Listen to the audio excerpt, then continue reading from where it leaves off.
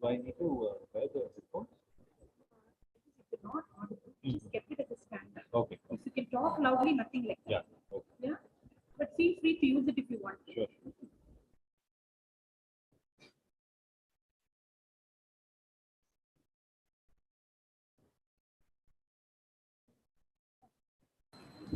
Great literature has gifted us some of the most meaningful and timeless quotes about life, love, and everything in between. Writers can put words to the feelings and experience that we can't quite capture ourselves and leave us with quotes that resonate long after we have turned the page. This quote is from a children's book that I used to read when I was small. You can find magic wherever you look. Sit back and relax, and all you need is a book. Dr. Seuss. Good morning, I'm Sri, a student coordinator for the book club this year. I welcome Principal Ma'am and our Chief Guest of Honor, and everyone who took their time to be with us today, especially on this very special day for us book club enthusiasts. Instead of starting with a cliche opening statement, I would like to say these few words that can really change on how you approach reading or books in general. We all know how reading is always encouraged in our schools to advance our vocabulary or scientifically speaking for improving our cognitive skills. The real reason reading is so popularized in this day and age is that it makes you move from place to place even if you're just sitting in the corner of your room. Makes you think way out of the box. It plays different roles in different people's lives, as it might be a hobby for some, a career for another, but has definitely been my therapist, friend, enemy, and a stress buster. So, to begin this day with a good note, we will start the day with our college prayer.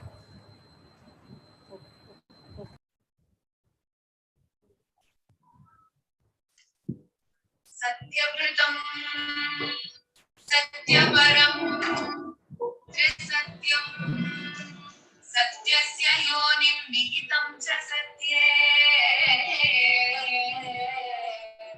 सत्यस्य सत्यं धृतसत्यनेत्रम् सत्यात्मकं त्वां शरणं प्रपन्नाः वाणी गुणानुकतने श्रवणौ कथायां हस्तौ च कर्मसु मनस्तव पादयोनः स्मृत्यां शिरस्तव विवास जगत्प्रणामे कृष्णे सदा दर्शनेषु भवत्तनूना नमो भगवते तस्मै कृष्णाय बुधकर्मणे रूपनाम विभेदेन रूपनाम विभेदेन जगत्क्रीडति यो यतः ॐ शान्ति शान्ति शान्ति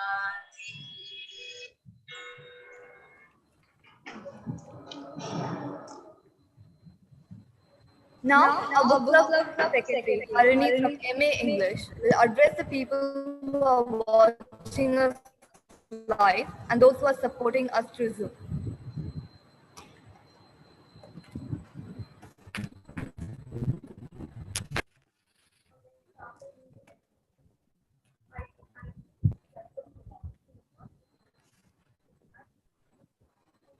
A very good afternoon to everyone present. Official event of the Delight Book Club host immense pleasure to welcome the chief guest, Mr. Dhruv Gangadharan Arvind, our principal, Dr. R. Geeta, the staff coordinators, the student coordinators, and finally, the members of the book club.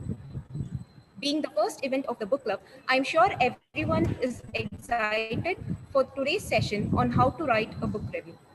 We will also get to listen to a review from the chief guest on the book Joseph Anton, a memoir by Salman Rushdie.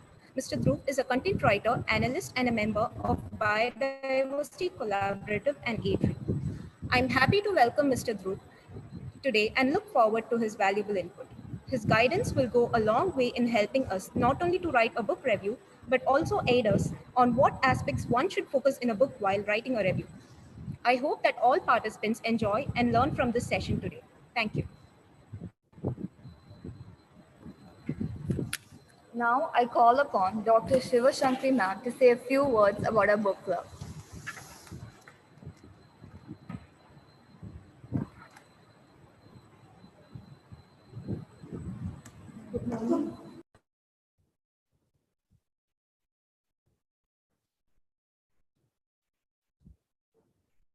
Morning to one and all present here. The Delight Book Club has been launched as a part of the student provision body to encourage students to read and also write reviews about the book. Today we are starting the first event, and amidst us we have an erudite, vibrant, energetic, well-groomed young man, Mr. Dhruv Gangadharan Arvind, who is also a voracious reader, who is here to give a book review, and then we will have a discussion about it. Let me set the stage today with three basic questions to all the members. Please do not voice out your answers. Just ponder upon these questions and see if you can get convincing and justifying answers which will align with your purpose of having joined this book club. The first question is, why did I choose the book club over all the other clubs offered by the college? The second question is, what is my take home, or what will I read or read from the activities of the book club? The third question is, am I an intelligent and smart student who grasps every opportunity that comes my way to hone my skills and to enhance my personality, or am I a torpid, indolent student who just joins the club to get academic credits? Well, members, you need not answer these questions aloud. Just ponder upon it and do what is right. Next, I would like to just get some clarity on the expectations in the club from the members, student members, and also from the faculty members. We have a dedicated team of faculty members who will do everything for you, from you to choose a book to read up to writing a book review. What we expect from the student members is active participation, regular attendance, with a lot of passion to pave a nice way for self-development. So hoping to have a very rewarding, fulfilling, and a delightful experience with all of you. Thank you.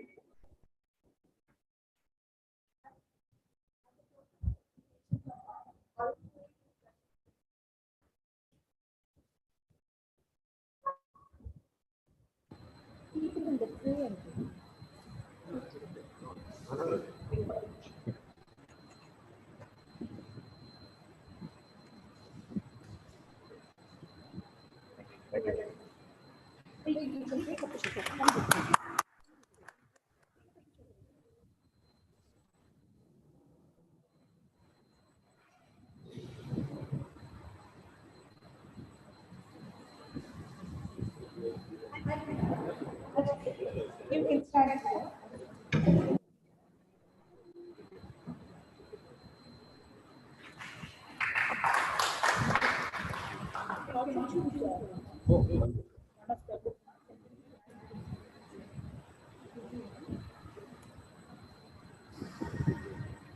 Just one more also, if you want to. Please. Okay. Give to ma'am. Welcome, madam.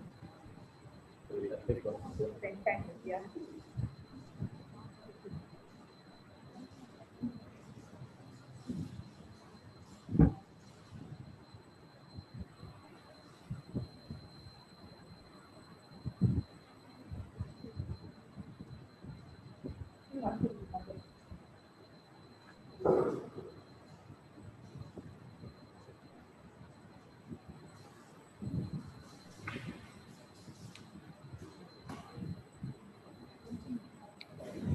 Now, our senior faculty book club coordinator, Nausheen ma'am, will be introducing and giving an insight on our special chief guest for today, Dhruv Gangadharan Arvind.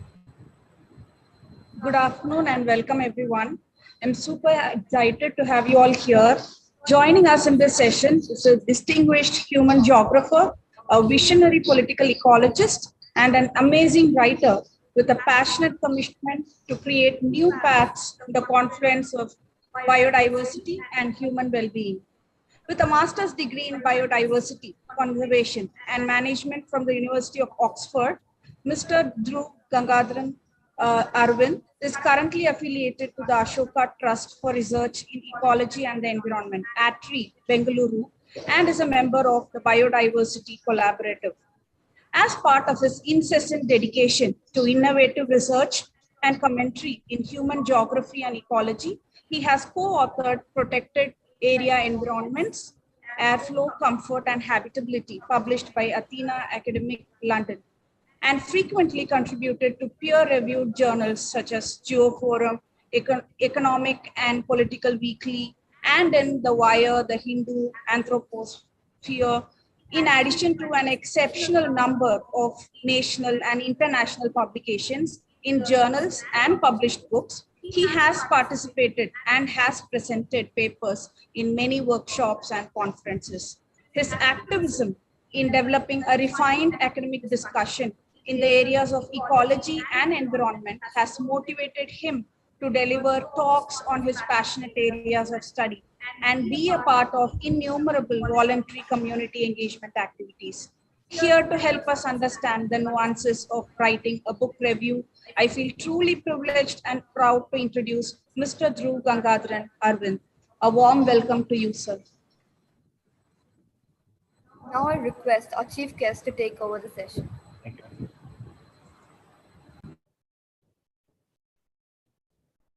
Stand or sit? Yeah. Sure. Am I audible? Even to the viewers online? Yeah? Okay, cool. So thank you very much for that very warm introduction, ma'am. And thank you very much for inaugurating this book club. So good afternoon. At the outset, I am grateful to the college management for their support, the principal, Dr. R. Geeta, the vice principals, Professor Shivashankari, head of the Department of English and vice president of the Delight Book Club, for inviting me here. I also must thank the library staff for this brilliant venue, and it is a pleasure for me to be here. I'd just like to start off by saying that apart from ecology and the environment, my activism also extends to politics. And so I've been quite active at the interface of conserving protected areas with a political realization that human communities are really important to the environment. And also I'd like to add that, throughout the rest of my talk and the review, I hope many more students will be motivated to join the book club. But a book club should not be only for the intelligent and the smart. It should also be for the curious. It should also be for the lazy, because when I was in college, I wasn't a 9-pointer or anything like that. At the same time, I wasn't outside in the grounds playing. I spent a lot of time reading, and often reading might not translate to formal marks. So all you need is a very open mind, and yeah, even the not so smart should be part of this book club, and that's my wish. As a geographer and political ecologist, I don't always get to engage with English faculty. The last time I visited an English department was in 2018, when I gave a talk on my subject specialization, which is fisheries of the Coromandel Coast, at the Madras Christian College, which is just a few kilometers away in Tambaram. Today, I've been tasked with reviewing an autobiography. I've decided to transgress a bit, if you'll allow me, and comment on a memoir. Now, a memoir slightly differs from an autobiography in that it considers an event albeit a significant life history of the writer. But one observation holds true. A few days ago, I was listening to a podcast featuring the historian Ramchandra Guha, who has famously written two biographies on Gandhi, which is Gandhi Before India and India After Gandhi, both best-selling books. And if I can just add, I hope everyone's aware of the difference between a biography and an autobiography. Autobiography written by the person itself. But in Guha's defense, he said something rather uncanny. He said, an autobiography is a preemptive strike against a future biographer. So I will be doing a great disservice to the field of literature if I don't divulge one caveat. Despite being a reasonably voracious reader, this is the first review that I'm presenting. But in general, I'd like to add that a standard review consists of the following parts. First, she was telling me that many of you are going to take notes, but there are no compulsion. Yeah, so in general, a book review starts off with an introduction, right? What is the book about? Who has written this book? What is the main context, right? Keep it very pithy.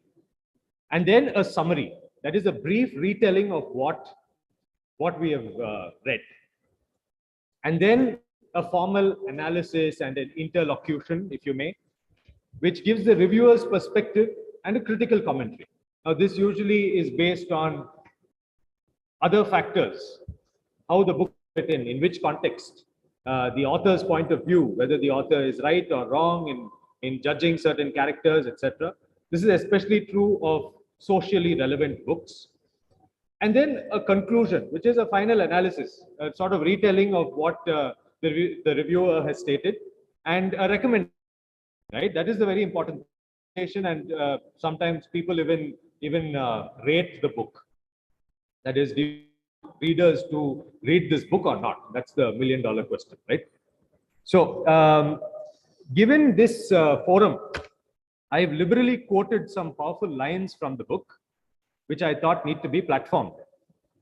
This might not be the case in reviews that are printed and subject to word limits. But for examples of book reviews, I urge you all to read the Hindu's literary review, which is published as part of the Sunday magazine. I'll pause here for some comments before getting into the review. I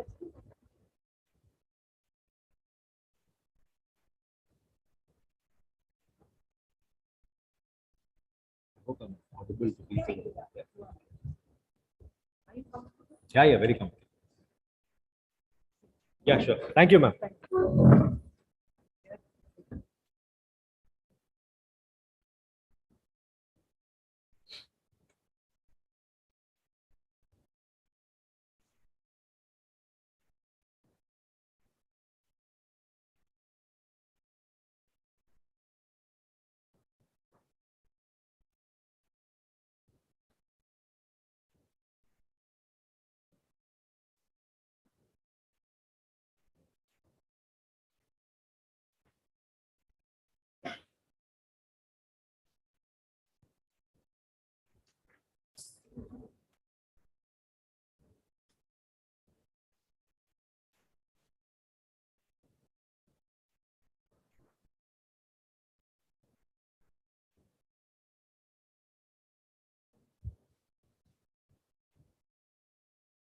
No questions? Anybody here?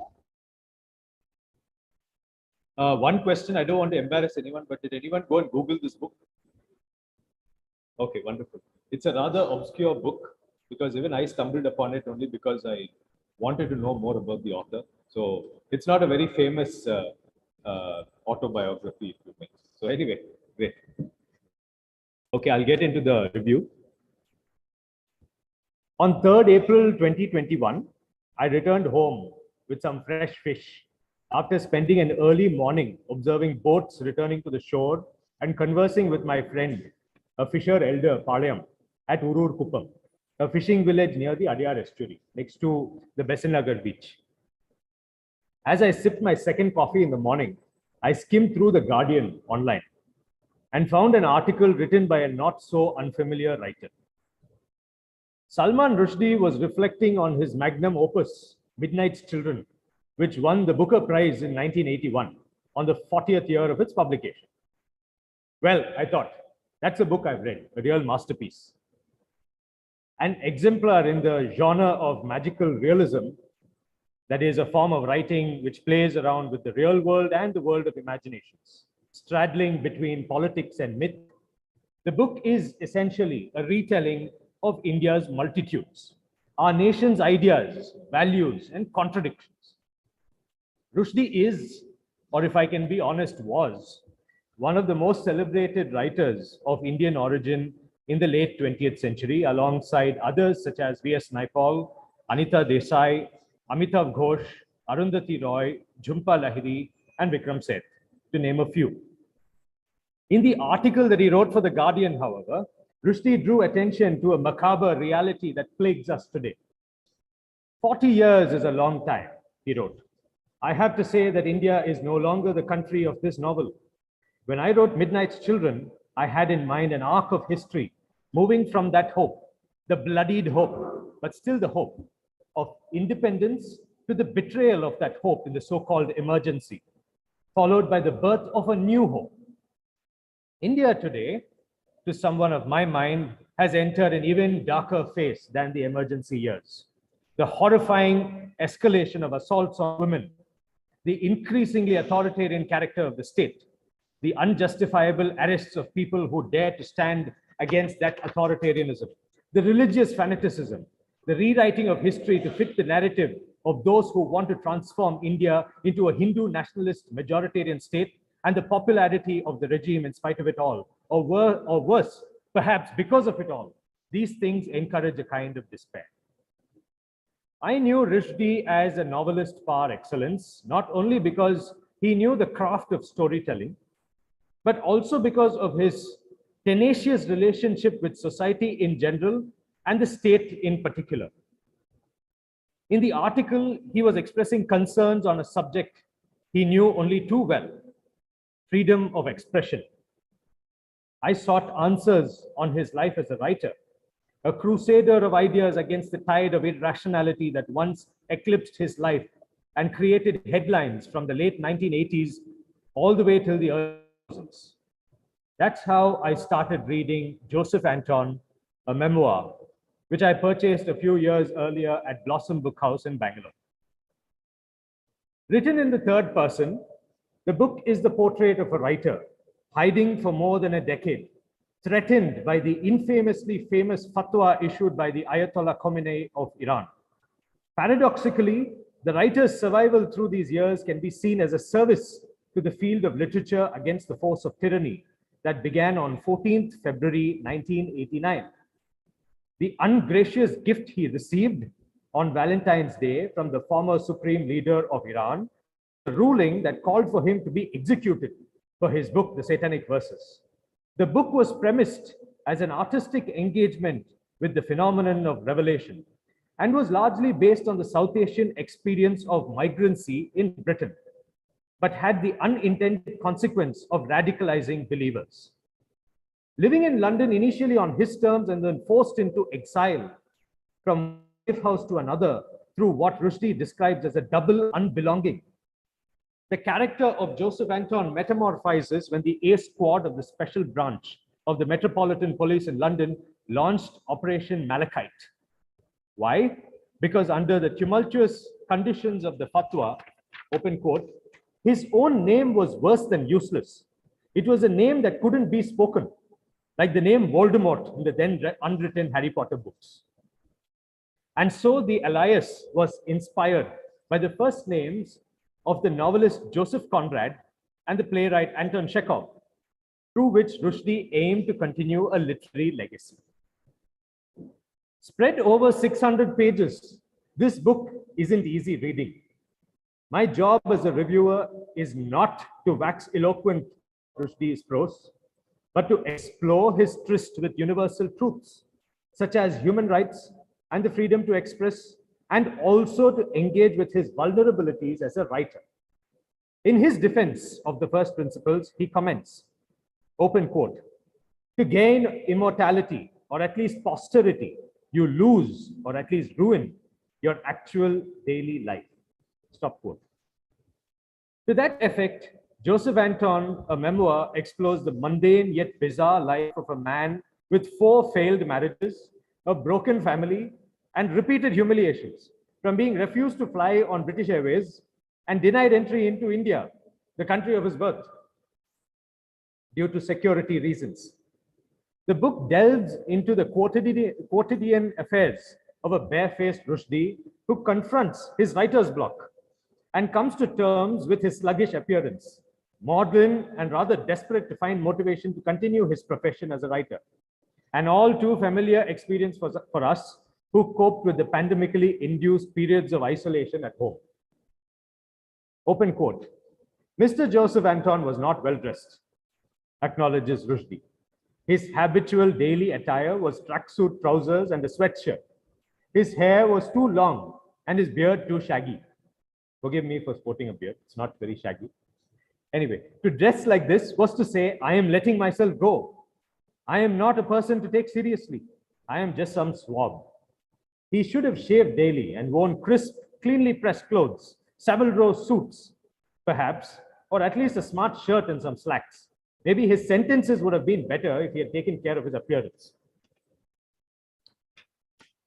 Laced through the everyday are events noting his spectacular ascent in the publishing world and a dazzling life in the literary circuit and beyond.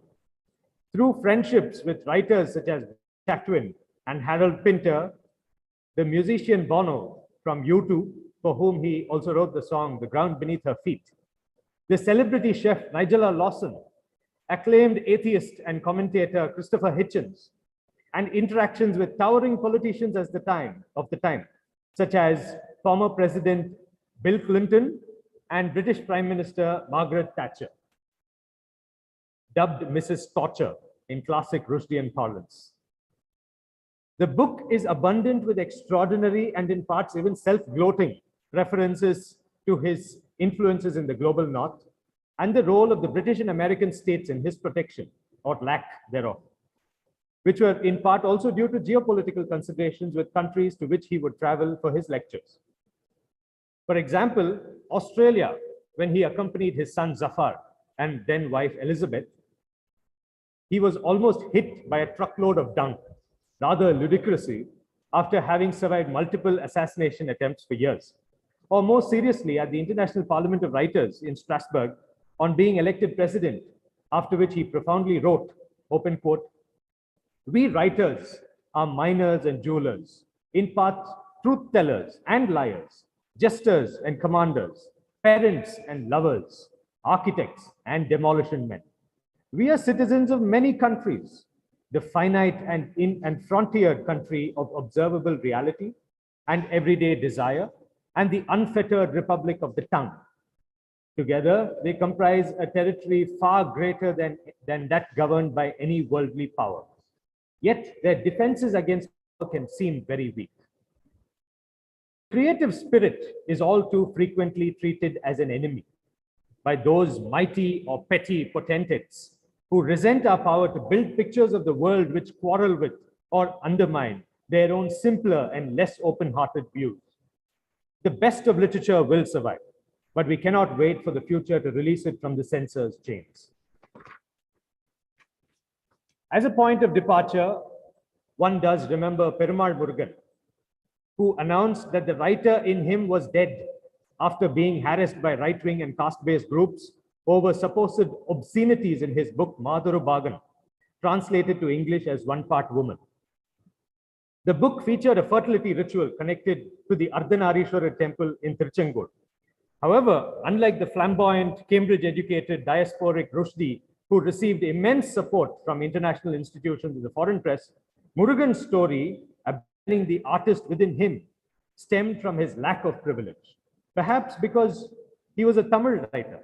Censorship functions in cruel ways and succumbs to the power of unreason. This shows that a book doesn't exist in isolation, and neither should its review be frozen in time. Joseph Anton written in 2012, or rather published in 2012. A book is more than an instrument that helps one understand the world. It is a companion that accompanies its reader during moments of hope, despair, joy, disgust, and surprise. To that effect, one wonders if Joseph Anton, a memoir, defends a universal freedom to express or Rushdie's own freedom to express.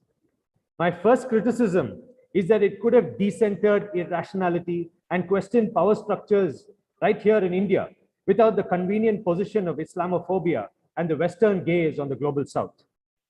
Second, it is almost tasteless in its portrayal of the central women characters, that is, all his ex-wives, Marianne Wiggins, Clarissa Loard, Elizabeth West, and the supermodel Padma Lakshmi, which divulges the author's misogynist tendencies.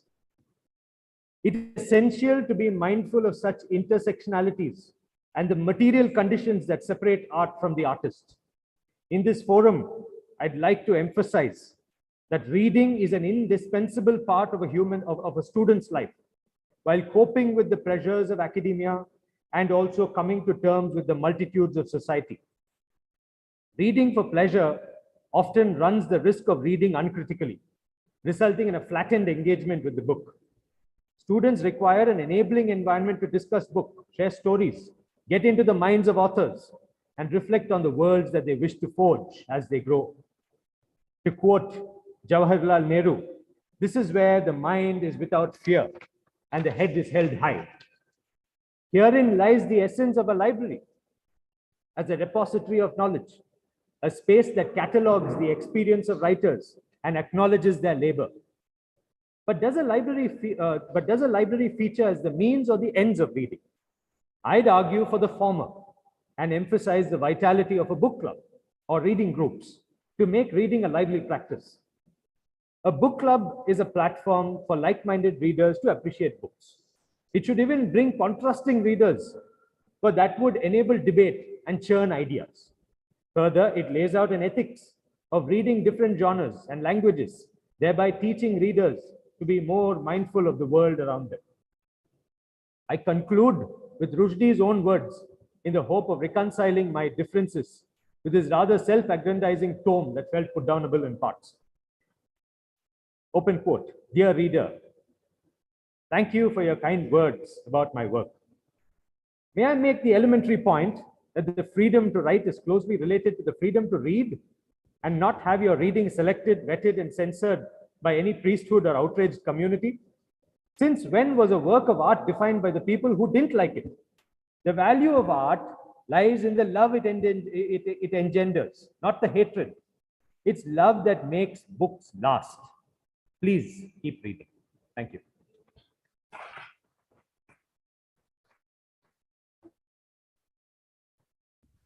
Any questions about today's session can be asked now. Those who are watching this through Zoom, kindly send in your questions in the chat box.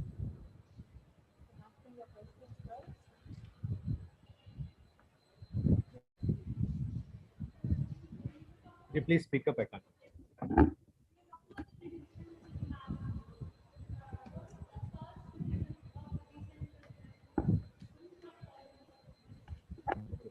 So, Salman Rushdie, as a writer, was a person who had the privilege of being an atheist, which means he didn't sort of come to terms with religion. And in that, what happens is that his threat to life by the Iranian state, because of his interpretation of the Quran in a certain way, it made him hate all Muslims rather than address the concerns of Muslims around the world, right? A person is not defined by the religion. Religion does not define any person, right? So in that sense,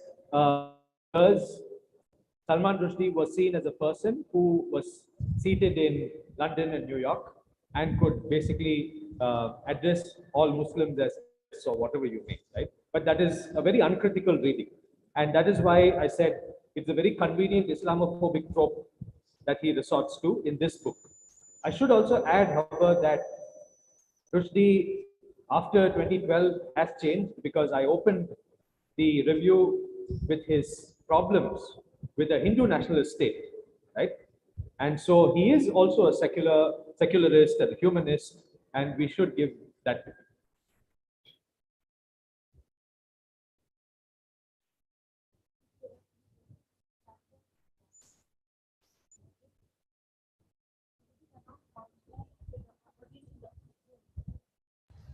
To the people who are watching through Zoom, I would like to reinstate one more time that if you have any questions about today's session, please put it in the chat box. You could ask any question as to how to write a review also.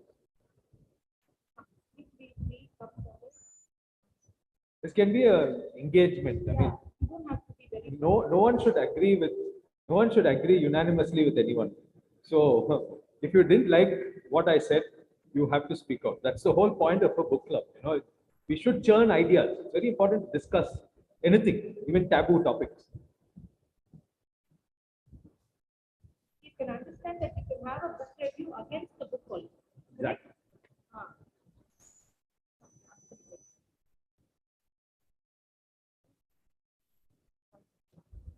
I think there's a book here. How many pages should a book review contain? I think it really differs on the publication, because I know that when it comes to academic books, people can go up to 1,200, 1,500 words also. It's a much more formal review with lots of references, citations, and whatnot. The Hindu publishes reviews between 600 and 1,000, 1,200 words. There are some magazines like, say, the New York Review of Books that publish longer pieces that may go even up to 3,000 words. So it really depends on where you want to publish. I'd suggest nothing more than 700 to 1,200 words, because the review should not bore the reader. I'm sorry if I bored anyone with my very long review, but yeah, between 700 and 1,200 words. What is the book suggestion to read apart from Joseph Anton? Okay, I don't suggest Joseph Anton because it's, like I said, it felt put downable in parts. I read it because, like many, I mean, I was born in 1993, and so when I was growing up, Rushdie still made headlines. You know, famously, he was denied entry to the Jaipur Literature Festival. Many of his reviews used to be published in all magazines and newspapers in India. So Rushdie was a very familiar face. So I wanted to know who this man is. And having read Midnight's Children, I wanted to get into the mind of Rushdie, and also, if I can be very candid, I'm a Rushdie fanboy, but have a love-hate relationship with him. Because there are certain things that I like, there are certain things that I don't like. And that's not the, I mean, Rushdie has no say in what I like or don't like, right? So I don't suggest, I mean, if you want to read, say, Joseph Anton, but I suggest a book that was published, I think, last year or the year before. It's on the former Chief Minister of Tamil Nadu, Karunanidhi. It was written by the ex-Hindu Reader's editor, Mr. A.S. Paneerselvan, who, if I am not wrong, is also a professor at the Asian College of Journalism. That's a good book. If you don't mind, can you say something about Satanic Verses? I have, to be very honest, I have not read Satanic Verses, and for a very long time, the book was even banned in India. So I do hope to get the motivation to read the book sometime. I am, however, I just started reading his other book, which is called The Moor's Last Sigh. It's set in part in Kerala and in Mumbai. And I mean, rather unsurprisingly, because of his portrayal of the Shiv Sena for many years, the book was also banned in Bombay because shopkeepers refused to sell it. Yeah.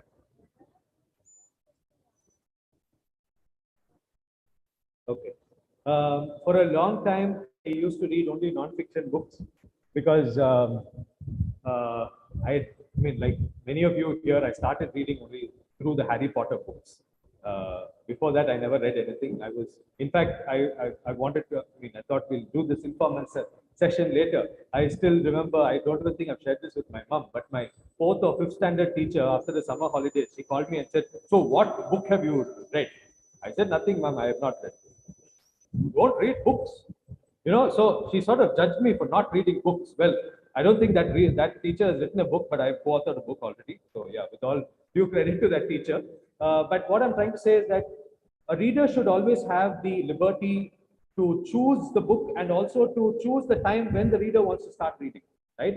But reading should not come because of peer pressure or because of social pressure or anything like that. The reader should feel really motivated to read. So to answer your question, fiction and non-fiction are two different, but I'd say also related genres.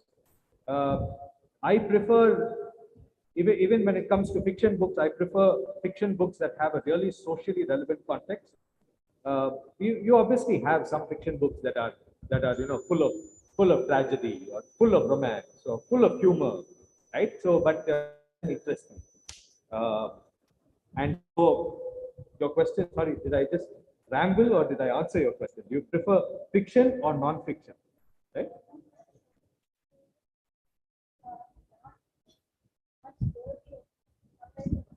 I disagree. I disagree. No, no. So although I started reading, so when I was in college, I started reading non-fiction. I read this book by I think Jawaharlal Nehru's niece, Nayantara Sehgal. So she had written a book on Indira Gandhi. She had written a commentary on various essays by Jawaharlal Nehru. So like I said, I was always interested in politics. So I started reading non-fiction. But then of late, I've been reading a lot of fiction. That's also because at work, I'm forced to read a lot of non-fiction as part of, the papers that I need to publish or this to have books that are relevant to my field, that is of, ecology and politics, etc. So I've been reading fiction, and fiction is worthy. That is, I don't want to romanticize fiction reading because many literature festivals do not do that. But if you're looking for a good fiction book to read, I'm now reading this very old book, I think published in the 1980s. Again, sorry, I'm going back to the old book, but yeah, it's called The Circle of Reason by Amitav Ghosh. Amitav Ghosh is, I would rate Amitav Ghosh as a better writer than Salman Rushdie because he is not pretentious, and he also writes his fiction in a way that brings together many strands of society.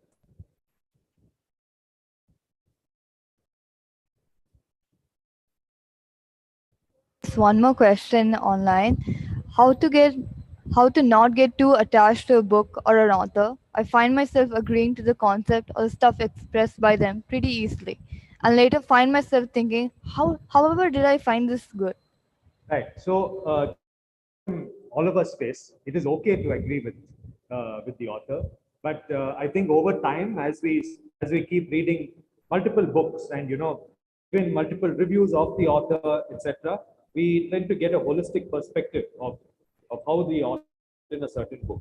So initially, I was agreeing to every single book that I read. For example, famously, I read a biography of Bal Thackeray. Now I'm on the completely opposite side of the political spectrum. I don't agree with Bal Thackeray's views. So yeah, but that comes with time, with reading, and it is okay to take the time. I mean, not everyone should open a book and start disagreeing, right? That is not the point of a book. That's not the point of reading. It is important to critically engage, right? Like I did with this book. There are certain parts that I love, like his defense of freedom of speech has to be given to him. At the same time, there are certain parts that I did not like. Would I have expressed this maybe 5-6 years earlier? No, I'm expressing it now. So I think even the reader evolves, just like how even writers evolve. It is okay to disagree. It is okay to agree. Everything is okay. Just read and get those ideas into your head. That's what is important.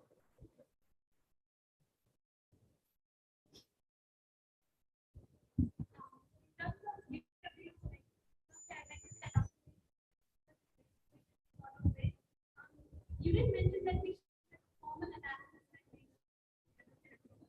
What about like adding a little personal touch like you did? Is that considered like Absolutely. So that is so as you go to the third part of the review, you should be an interlocutor, right?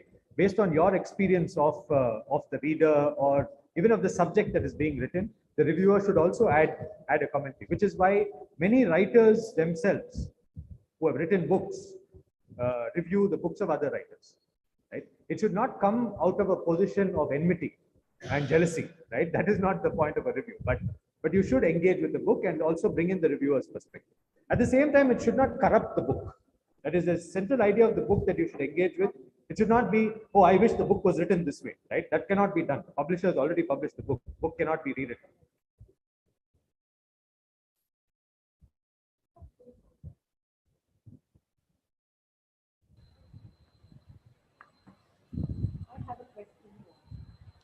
Yes, ma'am. Oh.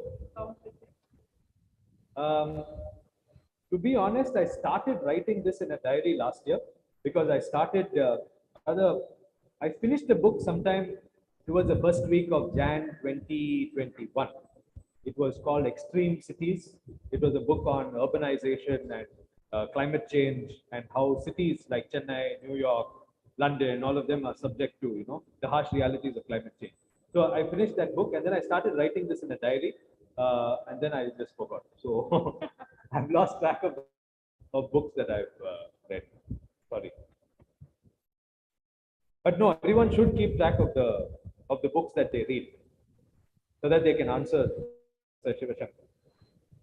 Thank you so much, sir, for answering all our questions. Last but not the least, oh,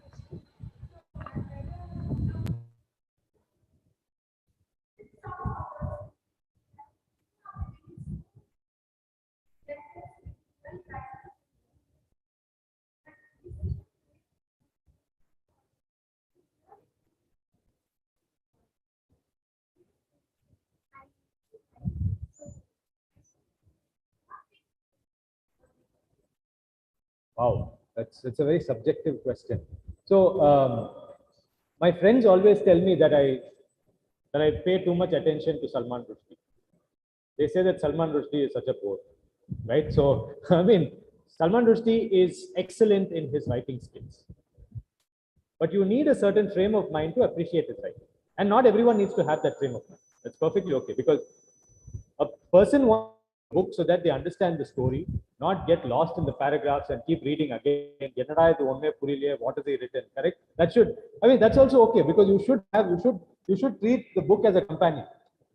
Right? When you have a person who's living with you at home, it's not, a very good relationship, right? You do fight for space, you do share happy moments. So that's what a book also is. Some writers are very good with putting their ideas out very clearly.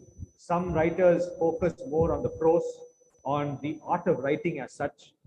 What makes a book interesting? That to me, a book is interesting if, again, at the risk of retelling what I've already stated. To me, a book is interesting.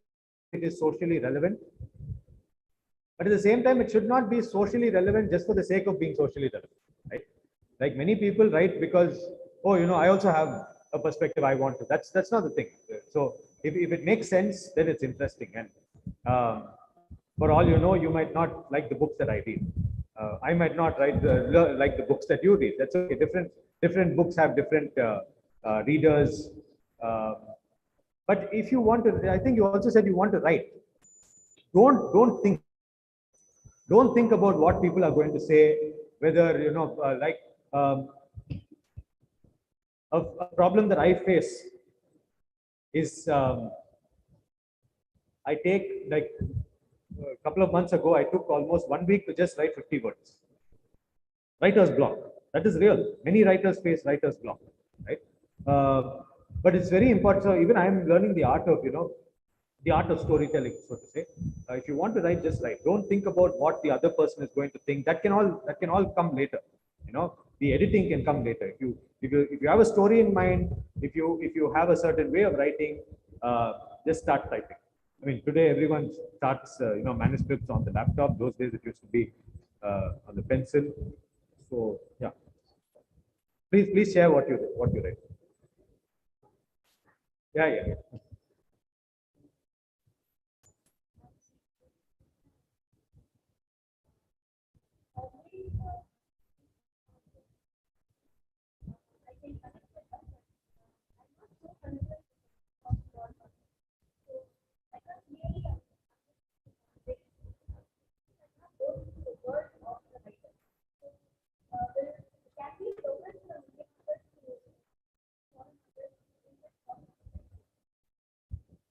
See, if you are comfortable with Indian authors, you should not read foreign authors.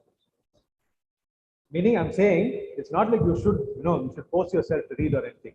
But in general, this is a big reality that confronts us also because of our colonial legacy. Because, like for example, I spoke about Perumal Murugan. It's only recently that his books have all been started, have all been translated to English, and he got a feature in the New York Times as well, right? So I have been reading a lot of books written by Indian authors, like for example, Meena Kandasamy, right? She's a book of Tamil origin. She writes on feminism, on anti-caste, right? She writes about all that. I love her books, right? I like her mind and how she writes. When it comes to other people like Perumal Murugan, even I connect with the world that he narrates. It's a world of it's a rural world, right? Like just last week, I went to the nursery and bought this Poovarasan Maram. Why? Because Perumal Murugan wrote about a Poovarasan Maram in one of his books. That's a world I can connect to. We should not form a hierarchy between books that are published by, that are set outside India and books that are set inside. All books deserve good readership. But if you want to start reading a book that is set somewhere else, whenever you're comfortable, you should do that. And even if you don't, that's perfectly okay. I learned this the hard way because, in school, I first started reading Harry Potter. I mean, I couldn't connect with the school around me, but I would connect with Hogwarts.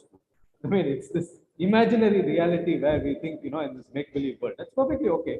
But still, I want to learn what a government school looks like. இங்க இருந்த school பத்தி தான் first நான் படிச்சு தெரிஞ்சுக்கணும். So there's one question online. Suggestions for any Tamil novels? Wow, The Psychology of Money. I'm sorry, I've not read Psychology of Money. Money is very important, so work hard. But don't get psyched by money. Yeah. Suggestion for any Tamil novel. Okay, so this is what I wanted to get to after the formal review.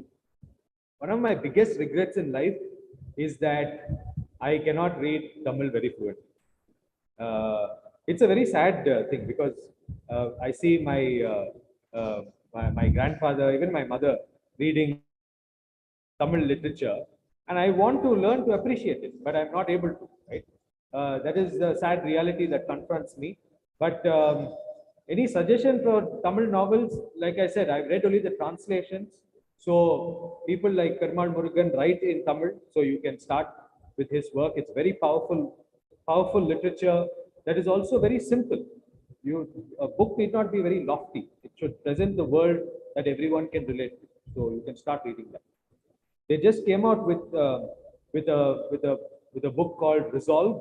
That was that's also translated from Tamil.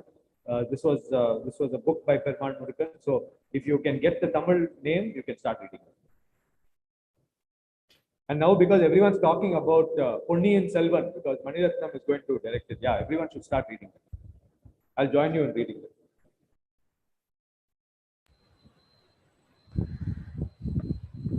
Thank you, sir.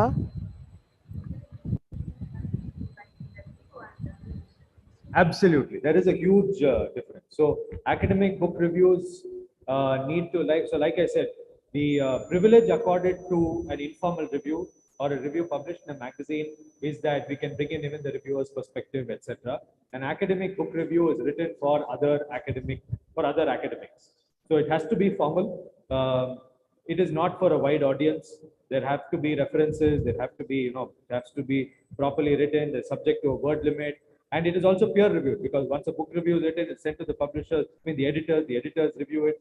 So it is a different world. And I think in a college setting, it is very important to learn both kinds of reviewing because students have to be motivated to publish papers right from the undergraduate.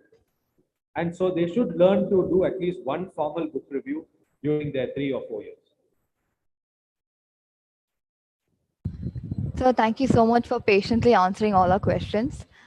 Last but not the least, now I would like to call upon Kavi Naya to propose the vote of thanks. Sorry, if I can just add something. Definitely. Just a couple of things. So in order to boost, so everyone has Spotify on your phones, right? Okay, cool. So there is this great podcast called The Seen and the Unseen. It's by this ex-journalist Amit Verma. It releases every Monday, and it is a podcast that discusses books. So Amit calls writers, commentators, etc., delves deep into the mind of the writer, right? And it is largely based on a book that is published. Like I was telling you about the podcast that I was listening that featured Ramchandra Guha, right? His latest book, Rebels Against the Raj. And so that book was discussed last week. Earlier, the journalist Dhanya Rajendran from the News Minute, she was interviewed by Amit Verma. So this really sort of broadens your idea of books, politics, culture, economics, etc. So that is, and it's very easy listening. When you're doing chores at home, like when I'm washing vessels or folding clothes and all, I listen to a podcast, right? It's a good way to just keep yourself engaged. And yeah, sorry. Yeah. I didn't get that, sorry.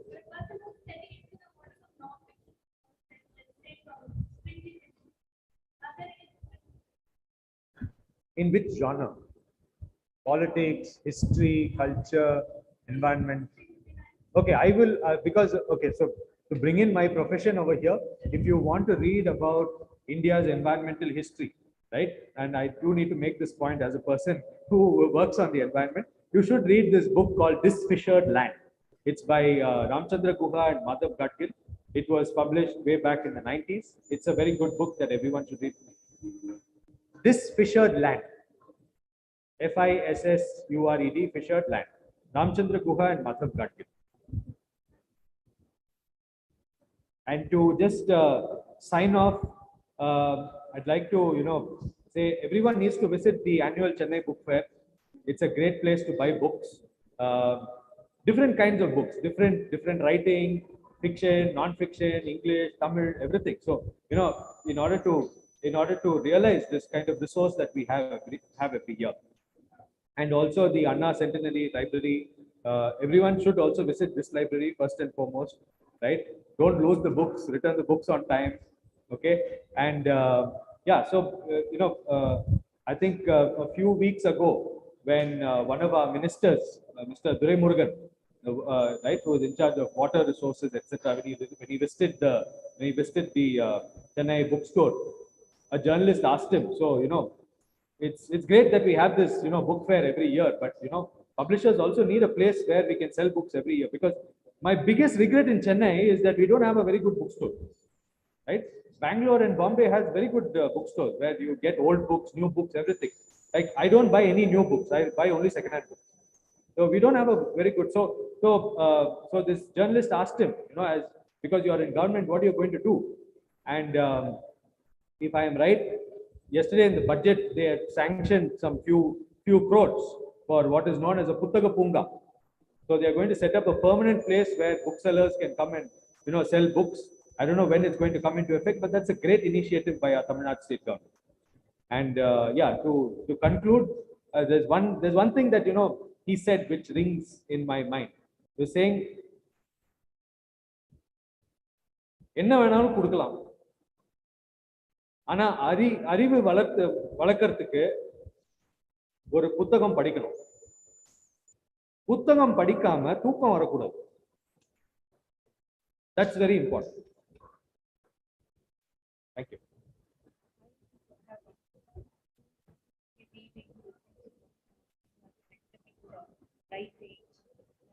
How do you manage your time? I don't manage my time very well. So I'm not a multitasker. I sleep very late. Sometimes I wake up very early. I think I should read. I mean, I should learn from teachers. I mean, a teacher's life is a very hard life, right? They need to balance family life. They need to balance teaching. In order to teach, you need to prepare. After that, you come home. First, சமைக்கணும், அதுக்கப்புறம் paper correct பண்ணணும்.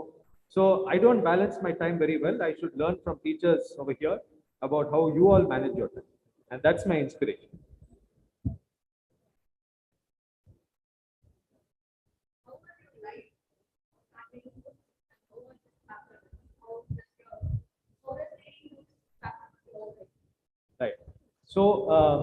this happened. So I went to Vellore Institute of Technology at VIT in Vellore to do my engineering.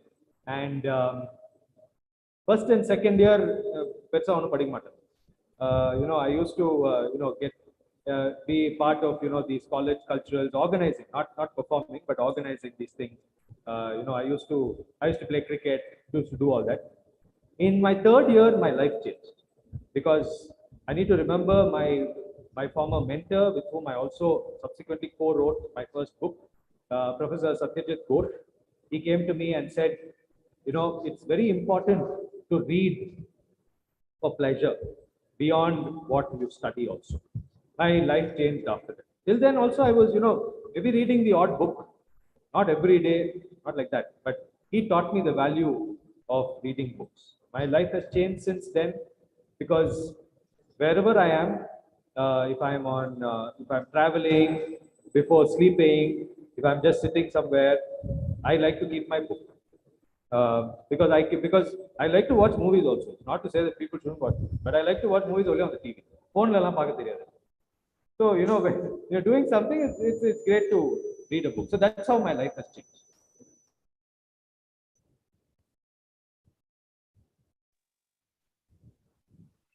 Good afternoon. Gratitude isn't just a great virtue, but the mother of all. First and foremost, I would like to express my heartfelt gratitude to our chief guest, Mr. Dhruv Gangadharan Arvind, for spending his valuable time with us. Sir, we learned a lot from you, and more than that, we really enjoyed this session. Next, I would like to thank our principal and our management for giving us this opportunity to learn. I would also like to extend my sincere gratitude to our staff coordinators and student coordinators for bringing us together. And also a special thank you to our dear fellow members for having joined this club. Thank you so much for ensuring a collaborative learning atmosphere.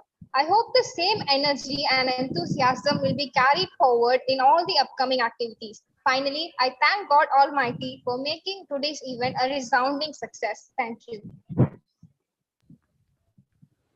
So, to show our gratitude, we have prepared a thank you card and a bookmark.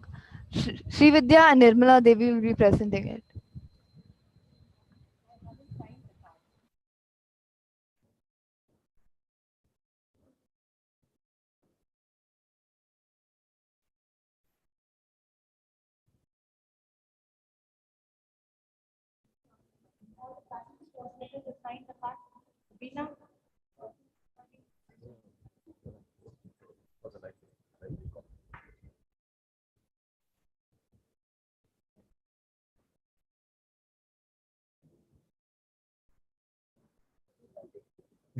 Yeah.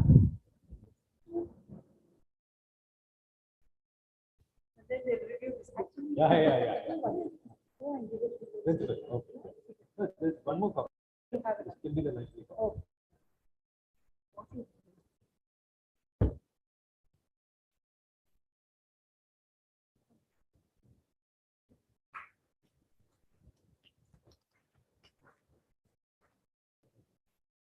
This is the book he has written. So I'm going to give it to the library. So come and take it and read it. And review it. திட்டக்கூடாது ரொம்ப.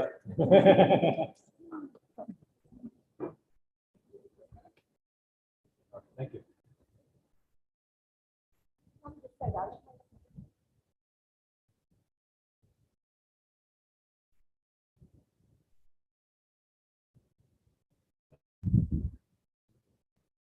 Who designed this? She did all the bookmarks Wow. and the bouquet. Super. Very creative. Very nice. Very nice. Thank you.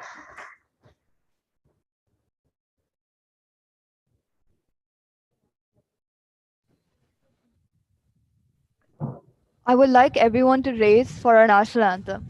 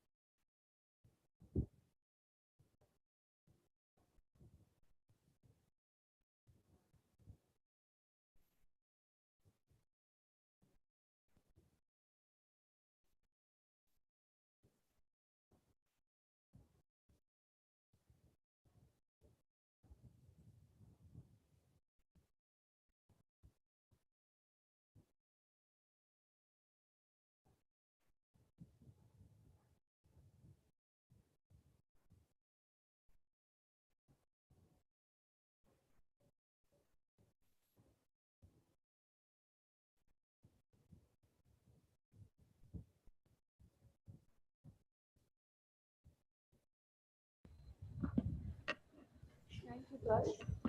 Now, just discuss in an orderly manner. Get back.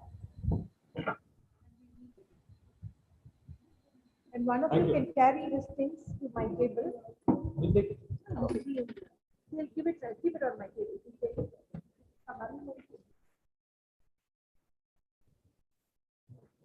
I've just taken to Principal Nanda. Just keep this book on my table. I'll read it and then I will get it.